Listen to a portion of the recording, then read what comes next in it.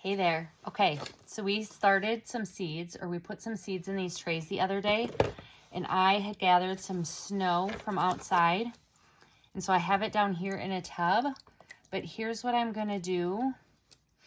It's melted now, so I'm putting water into the bottom of these silicone trays.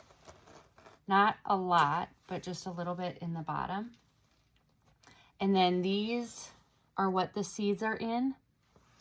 And they have openings at the bottom. So I'm gonna set them down into the water so that it soaks up that water and then it gets wet from the bottom up. And then as I continue to water, I'll do that. But I wanted to show you this. This is one of my hacks for watering seedlings. So this works really well. When seedlings are so small, they're really tender.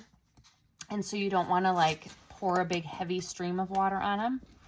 So this works really well once they're wet for dribbling water, like in specific cells that need additional water without, can you see what I'm doing? Without like flooding over any specific plants or anything. And then you're not getting so much on the foliage of the plant. You're just getting it down toward the roots that needs water. So that is how I get my seeds started. And then as you see, I've got this shelf behind me. It has a grow light. And then as these grow, I can continue to update you. So I will check in again soon. Take care.